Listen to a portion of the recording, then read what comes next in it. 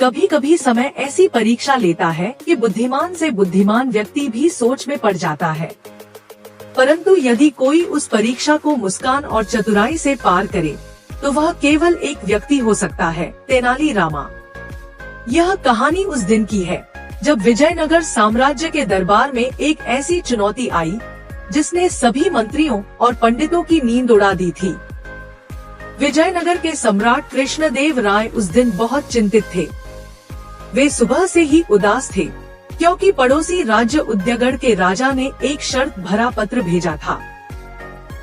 यदि आपके दरबार में कोई ऐसा व्यक्ति है जो मेरे प्रश्न का उत्तर दे सके तो मैं अपनी हार स्वीकार करूंगा और मित्रता का प्रस्ताव दूंगा।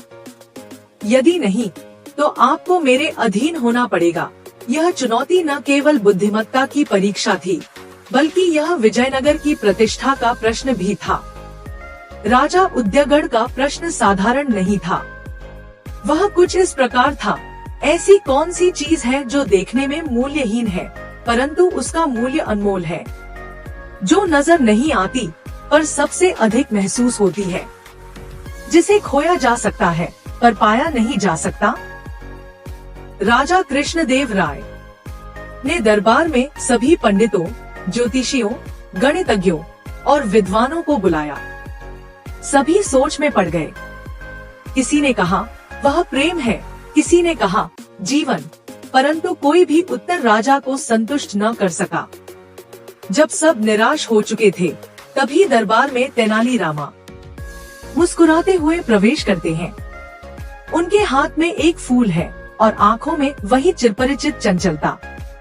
महाराज, उन्होंने कहा, क्या मैं भी इस चुनौती को हल करने का प्रयास कर सकता हूँ? राजा को एक आशा की किरण दिखाई दी। उन्होंने तेनाली से कहा, यदि तुम इस शर्त को हल कर सको तो तुम पूरे राज्य के सम्मान की रक्षा करोगे। तेनाली रामा ने पत्र लिया, मुस्कुराया और कहा, महाराज, मुझे 2 दिन का समय दीजिए। मैं इस चुनौती का उत्तर कुछ विशेष रूप से देना चाहता हूँ। तेनाली रामा अगले ही दिन गुपचुप रूप से उद्यगढ़ की ओर निकल पड़े।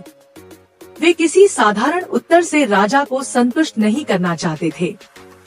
वे जानना चाहते थे कि यह प्रश्न किस उद्देश्य से पूछा गया है।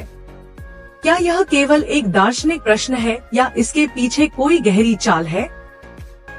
रास्ते में उन्होंने गांव-गांव जाकर लोगों से बात की, गरीब, अमीर, वृद्ध, बालक, महिला, और पूछा कि क्या चीज